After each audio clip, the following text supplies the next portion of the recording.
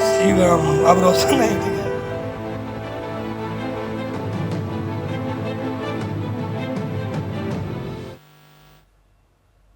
नमस्कार, मैं हूँ आपके साथ राधा अग्रवाल और आप देख रहे हैं भारत एक्सप्रेस। 4 साल बाद मिला शिवम। मां की आंखों से बहते आंसू, बेटे की मासूम मुस्कान और पुलिस की जीत। ये कहानी सिर्फ एक बरामदगी नहीं, बल्कि उम्मीद और मातृत्व का जीवंत प्रतीक है। वट सावित्री पूजा के दिन मंदिर से गायब हुआ शिवम 4 साल बाद जब अपने परिवार की गोद में लौटा तो भावनाओं का सैलाब उमड़ पड़ा। आज आपको बताते हैं एक ऐसी मार्मिक घटना जिसके कई पहलू हैं। पुलिस एक लापता बच्चे की तलाश में तो सफल रही ही, साथ ही 4 साल पहले गुम हुए एक और बच्चे को भी उसने ढूंढ निकाला। ये रिपोर्ट देखिए।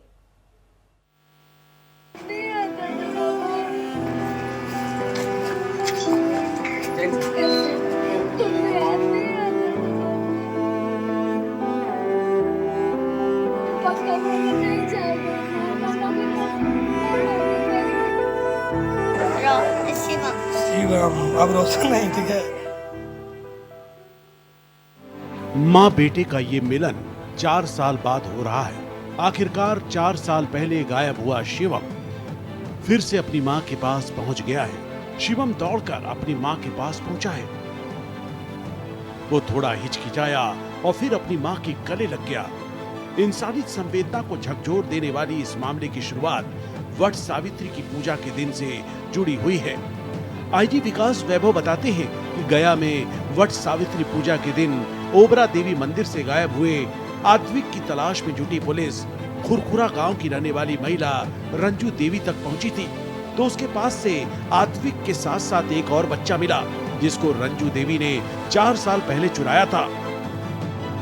एसआईटी का गठन किया गया था जिसमें एसडीपीओ दाऊदनगर उसका नेतृत्व कर रहे थे और सीनियर एसपी गया एसपी औरंगाबाद के नेतृत्व में निर्देशन में टीम कार्य कर रही थी। आज गया के डेल्हार पुलिस थाना के अंतर्गत बच्चे को सकुशल बरामद किया गया। रंजू देवी महिला गिरफ्तार की गई है, उनसे पूछताछ की जा रही है कि क्या ऐसे अन्य कांडों में भी उनकी संलिप्तता है। एक अन्य बच्चा भी वहां पर मिला है, इसके बारे में हम लोग जांच कर रहे हैं। 4 साल पहले चुराए शिवम को रंजू देवी रोशन नाम से पाल रही थी। पुलिस की तत्परता से न केवल आद्विक बरामद हो गया, बल्कि 4 साल पहले गायब हुआ शिवम भी फिर से अपने परिजनों को मिल गया है। क्या नाम है बाबू? शिवम। शिवम अब रोशन नहीं दिखे। कहाँ रहते थे? मम्मी पापा क्या आता था? मम्मी पापा क्या आता था? नहीं, उतना साल हो गया, फिर थोड़ा सा याद नहीं आता है, तो उतना साल हो गया ना। अब मम्मी आ रही है, पहचान लोगे ना? हाँ। है पापा को भी? कल सुबह आएंगे ना। आप तो मिलोगे ना कल? हाँ। शिवम के माता पिता को उम्मीद नहीं थी कि 4 साल पहले गुम हुआ उनका बेटा उन्हें फिर से मिल सकेगा। शिवम की मां आईजी विकास वैभव और थाना अध्यक्ष नीतीश कुमार समेत तमाम पुलिस वालों को बार बार धन्यवाद दे रही है। थाना प्रभारी नीतीश सर को धन्यवाद देना चाहते हैं कि हमारे इतना दिन के बाद 4 साल के बाद हमारी खुशी आंगन पे दोबारा लौटा है। इसके लिए बहुत बहुत धन्यवाद। खुरखुरा गांव के रविंद्र प्रसाद की पत्नी रंजू देवी संतान न होने के ताने सुनकर परेशान थी। ऐसे में वो ओबरा देवी मंदिर से बहला फुसलाकर शिवम को ले गई और उसे रोशन नाम से अपने बेटे की तरह पालने लगी थी। शिवम को अपने असली माता पिता से मिलने की खुशी तो है, लेकिन जिस रंजू देवी को वो अब अपनी माँ समझने लगा था, उससे भी उसे लगाव हो चुका है। कैसा लग रहा है अभी? अभी तो ठीक है? फिर थोड़ा सा उदासी है, इनको छोड़ के जा रहे हैं। अच्छा, इनको छोड़ के उदास भी है? फिर मिलते आते रहे। वट सावित्री पूजा के दिन इस साल और 4 साल पहले गायब हुए दोनों बच्चों को पुलिस ने बरामद कर लिया है और रंजू देवी और उसके पति को गिरफ्तार कर लिया है। किशोर प्रियदर्शी, भारत एक्सप्रेस, गया जी। तो 4 साल पहले गायब हुआ शिवम अब मिल चुका है। एक बड़ी कामयाबी पुलिस को हाथ लगी और इसी पर बात करने के लिए विकास वैभव आईजी मगध रेंज के हमारे साथ जुड़ चुके हैं। सीधा उनका रुख करते हैं। विकास जी, भारत एक्सप्रेस के मंच पर आपका स्वागत है। आपसे जानना चाहेंगे कि आखिर क्या एक्शन लिए गए, किस तरीके से शिवम को ढूंढा गया और सिर्फ शिवम ही नहीं दूसरे बच्चे को भी ढूंढा गया और कितनी मेहनत इसमें पूरी पुलिस टीम को लगी है। जी नमस्ते। ये बहुत ही मेहनत का काम रहा। तो पुलिस में नॉर्मली जब भी कोई मिसिंग रिपोर्ट आता है तो थाने से पहली प्रतिक्रिया यही होती है कि बच्चा कहीं चला गया होगा, आप लोग खुद ढूंढने का प्रयास करें। इस मामले में भी जब इनिशियली शिकायत मिली होगी तो लगभग कुछ वैसा ही थाने में रिस्पॉन्स मिला होगा, लेकिन जैसे ही लगा कि इसको चेक करना चाहिए, जब मुझे सूचना मिली तो सभी को मैंने अलर्ट किया और जितने भी bus stand, police bus stand, railway station, इन पर सर्च करने के लिए कहा सीसीटीवीज को, ताकि और मार्केट में जितनी दुकानें हैं ऐसे मामलों में यदि तुरंत सर्च नहीं हो तो सीसीटीवी का फुटेज भी बाद में उपलब्ध नहीं हो पाता है जी। और कोई लीड्स नहीं रहती। लेकिन इसमें जब हम लोगों ने सर्च किया कुछ ही समय के बाद एन रोड स्टेशन, जो जहां से बच्चा गायब हुआ था 16 मई को, वहां पर एक महिला के साथ देखा गया। अब दिक्कत यह आई कि उसके बाद सीसीटीवी फुटेज की कंपनी चेंज हो गई थी और 17 तारीख से फिर जब हम लोग चेक करने की कोशिश कर रहे थे तो मिल नहीं रहा था। लेकिन 17 तारीख को जब इंटेंसिवली कैंपेन चला तो धीरे धीरे हम लोग खोजते रहे। फाइनली 18 तारीख को जाकर गया जी रेलवे स्टेशन पर उसी और महिला के साथ बच्चे को फिर देखा गया। अब बारी थी आगे के अनुसंधान की। तो गया स्टेशन से बाहर निकलते हुए जितने सीसीटीवीज थे उसमें एक ऑटो में उनको बैठते देखा गया। रात में फिर खोजा गया, ऑटो आइडेंटिफाई हुआ, ड्राइवर आइडेंटिफाई हुए। ड्राइवर से पूछताछ करने पर बहुत अच्छा कोई लीड नहीं मिल सका, लेकिन ड्राइवर कहाँ तक गए थे उनसे पूरी जब जानकारी ली गई तो उस रास्ते के सारे सीसीटीवी को चेक किया गया।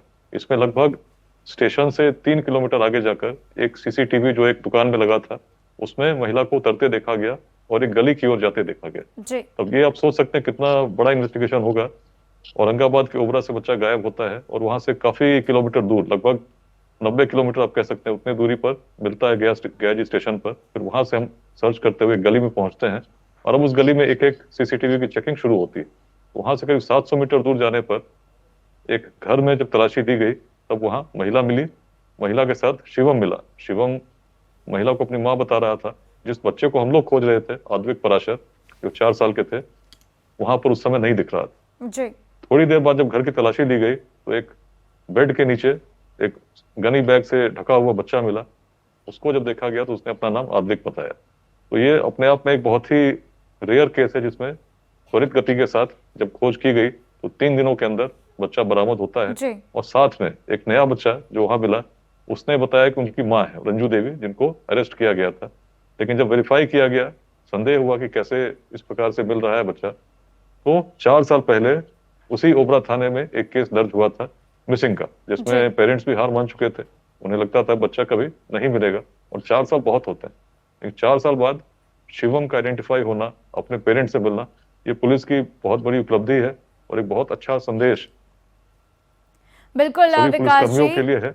जी बिल्कुल विकास जी, आप त्वरित गति से किसी भी ऐसे केस में इन्वेस्टिगेट करते हैं तो अच्छे रिजल्ट्स मिल सकते हैं और पुराने केसेस भी डिटेक्ट हो सकते हैं। बिल्कुल विकास जी, एक बहुत बड़ी कामयाबी और देखिए उस परिवार के लिए भी बहुत ही बड़ी खुशी की बात है जिसको उनका बच्चा मिला है। लेकिन विकास जी, क्या उस महिला से, रंजू देवी से, कुछ अन्य जानकारियां मिली कि क्या कोई वो नेक्सस चलाती है, इस तरीके से बच्चों का अपहरण और भी वो पहले कर चुकी है? क्या इस तरीके के मामले, उससे अन्य जानकारियां बरामद हुई हैं? देखिए, हमें संदेह है कि इसमें महिला का निश्चित रूप से कोई नेक्सस रहा होगा, लेकिन अभी तक उसको एस्टेब्लिश नहीं कर पाए। अभी तक जो बात इन्वेस्टिगेशन में आई है उसमें यही पता चला कि जो महिला है उनकी संतान थी और इसीलिए पहले बच्चे को भी उन्होंने चोरी करके उस प्रकार से लाकर पालन पोषण शुरू किया था और इस बच्चे के साथ भी यही इंटेंशन था। लेकिन इसमें संदेह उत्पन्न होता है, हो सकता और भी लिंकेजेस होंगी, तो इसके हम लोग इन्वेस्टिगेट कर रहे हैं। फोन मिला है, कॉल रिकॉर्ड्स पे हम लोग देख रहे हैं, जो लोग जुड़े हुए हैं उन तक भी हम लोग पूछताछ कर रहे हैं। हो सकता है आने वाले समय में कुछ और लिंकेजेस इसमें मिलेंगे। जी विकास जी, महिला से आपने पूछताछ भी की होगी, आपकी टीम ने पूछताछ की होगी, तो क्या उसने इस तरीके की बातें कबूली हैं और क्या मंशा रही उसकी कि क्या केवल वो निसंतान थी इसलिए उसने बच्चे को चुराया या फिर कोई अन्य वजह भी जो उसकी तरफ से कबूली गई हो? देखिए, अभी तक तो जो बात आई महिला के साथ साथ परिजनों से भी जो पूछताछ हुई उसमें मुख्य रूप से यही बात आई है कि जी। निसंतान थी, और इसमें उसकी फैमिली का भी सपोर्ट था। जो पति थे या जो उनकी बहन थी उनको भी अरेस्ट किया गया है, जिनकी जानकारी में ये बात थी कि किसी दूसरे के बच्चे को किडनैप करके लाया गया और अपना बच्चा बनाकर पालन पोषण करने का प्रयास किया गया। तो अपने आप में बहुत बड़ा ऑफेंस है, तो कबूलना तो है ही है। तो प्रत्यक्षम किम प्रमाणम, जो प्रत्यक्ष मिलता है साथ में, तो लगभग वो एस्टेब्लिश हो ही गया है कि उनके द्वारा किडनैप करके लाया गया था। जी। जो अभी हाल का केस है उसमें तो सीसीटीवी फुटेजेस भी उपलब्ध है जिसमें जिसको प्रिजर्व किया गया है और उसको माननीय न्यायालय में प्रस्तुत किया जाएगा। जी बिल्कुल। विकास जी, 4 साल का बच्चा शिवम, अगर उससे पूछताछ हुई हो, उसकी तरफ से कोई जानकारी दी गई हो, क्योंकि देखिए बहला फुसला कर बच्चों को बहुत कुछ सिखाया जा सकता है, लेकिन जब उनसे प्यार से पूछो तो बहुत सी बातें उनसे निकलकर सामने आ जाती हैं। तो क्या शिवम की तरफ से कुछ ऐसी बातें और किस तरीके का बर्ताव था महिला का उसके साथ? क्या वो उसको अपने बेटे की तरह रखती थी या फिर एक पराये बच्चे की तरह, या फिर उसको मारना पीटना प्रताड़ित करना, क्या इस तरीके की जानकारी? देखिए, इस बच्चे को इनिशियली कैसे रखा गया हो बच्चे को याद नहीं होगा, लेकिन अभी फिलहाल जब बच्चे को बरामद किया गया और उससे पूछा गया तो उसने अपनी माँ के रूप में ही उनको एड्रेस किया। और इनिशियली कुछ देर तक बच्चे ने यही बताया कि मेरे पेरेंट्स हैं, लेकिन अच्छे से धीरे धीरे हम लोगों ने पूछना शुरू किया, तब जाकर उसने बताया कि बहुत पहले कहीं और रहता था जी। वहां से नई मम्मी के साथ आया था और तब से यहीं रहता है।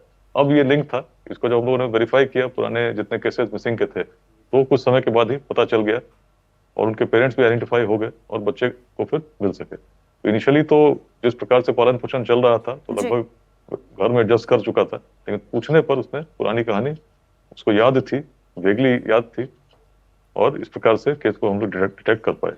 जी विकास जी, क्या शिवम को अपना नाम भी याद था या फिर उसका नाम कुछ और रखा गया था महिला की तरफ से? क्या इस तरीके की जानकारी आ रही है? और बच्चे को अगर उसका नाम याद था तो ये आइडेंटिफाई करने में आपको उससे मदद मिली कि वो किसका बच्चा है और 4 साल पहले वो जो है वहां से लापता हो गया था?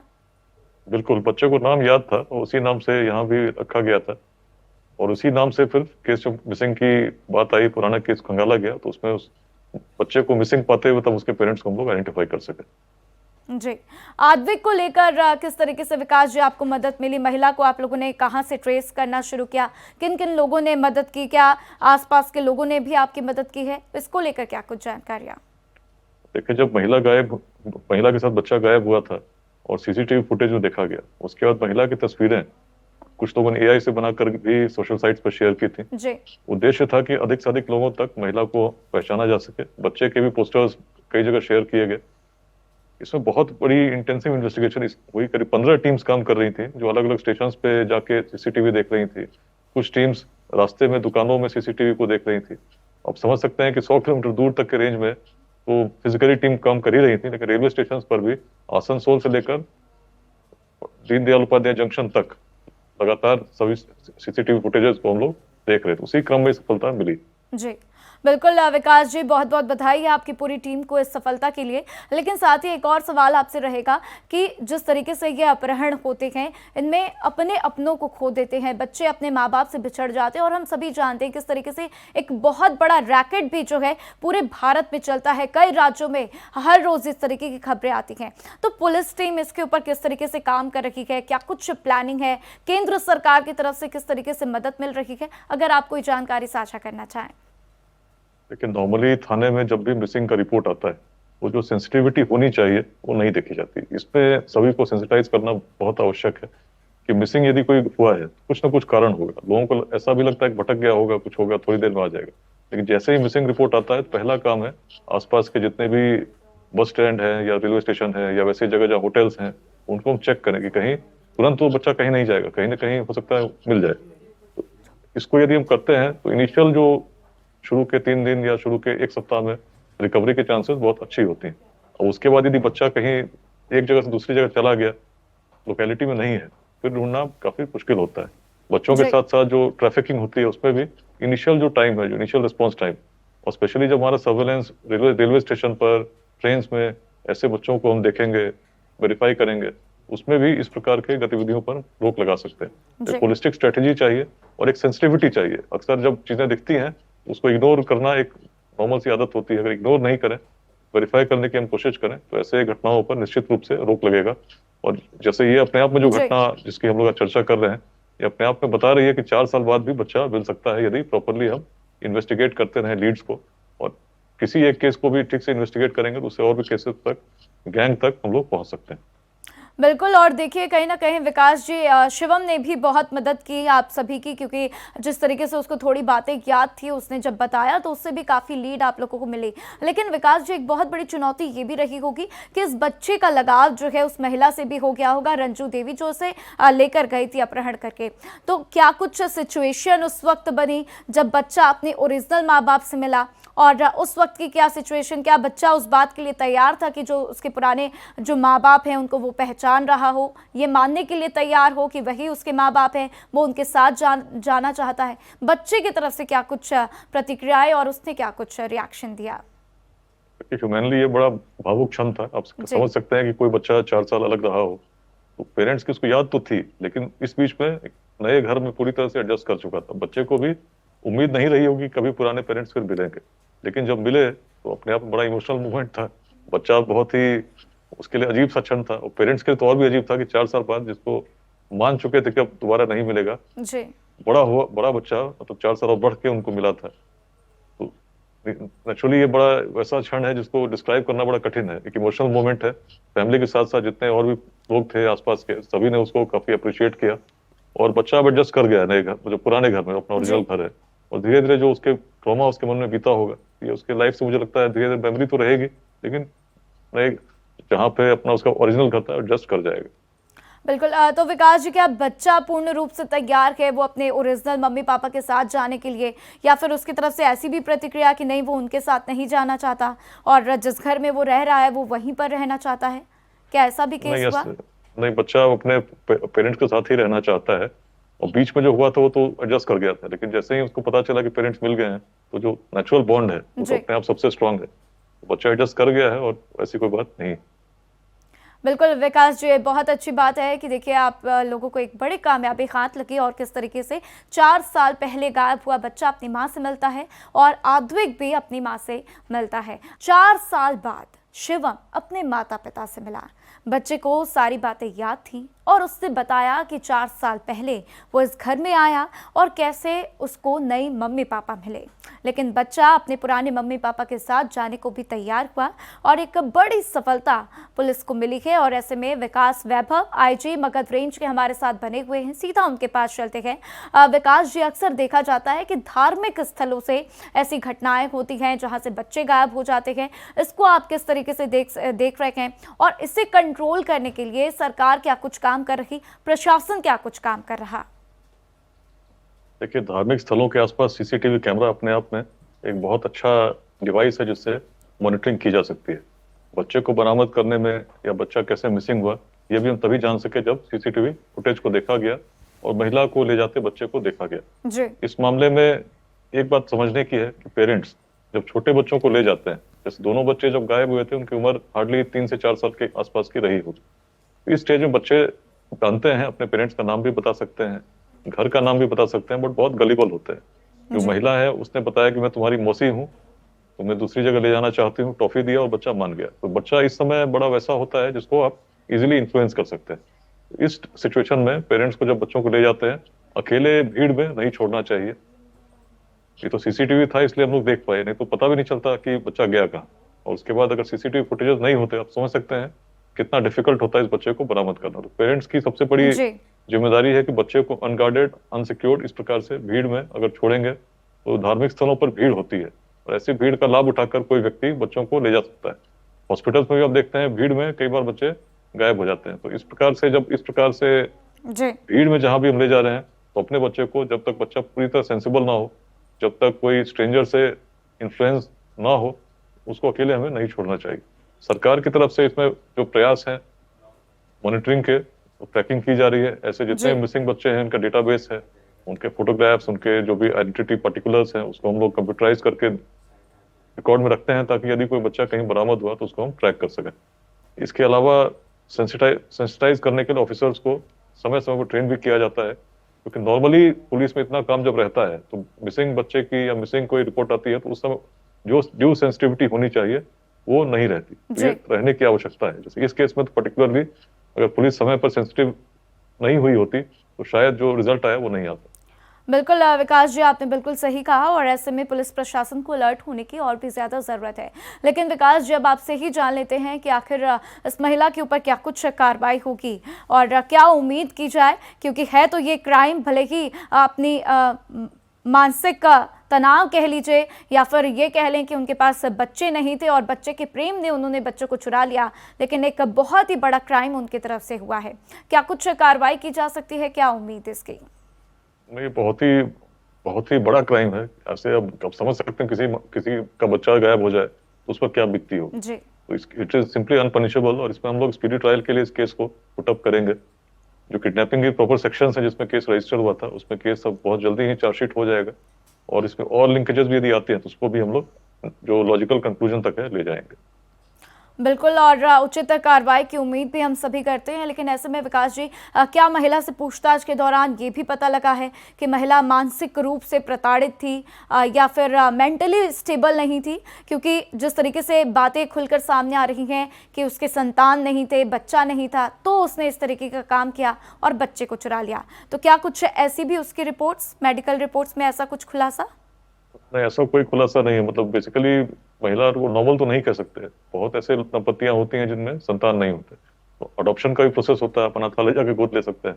बट इसमें इनह्यूमन क्राइम करना, किसी के बच्चे को गायब कर देना, ये तो अपने आप में किसी भी तरीके से इसको क्षमा नहीं किया जा सकता। तो महिला नॉर्मल ही जी, मतलब मेंटली तो नॉर्मल थी, लेकिन साइकोलॉजिकली मुझे लगता है जिस प्रकार का कंडक्ट उनका रहा है तो क्रिमिनल कंडक्ट है। तो इस प्रकार के क्रिमिनल कंडक्ट की सजा न्यायालय के द्वारा मिलनी चाहिए।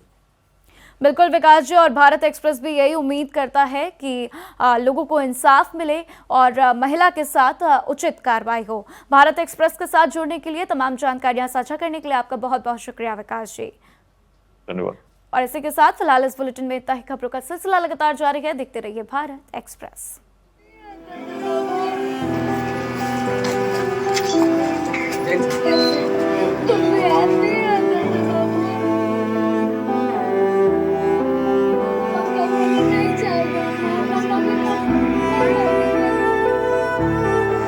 शिवम शिवम अब रोशन नहीं थी।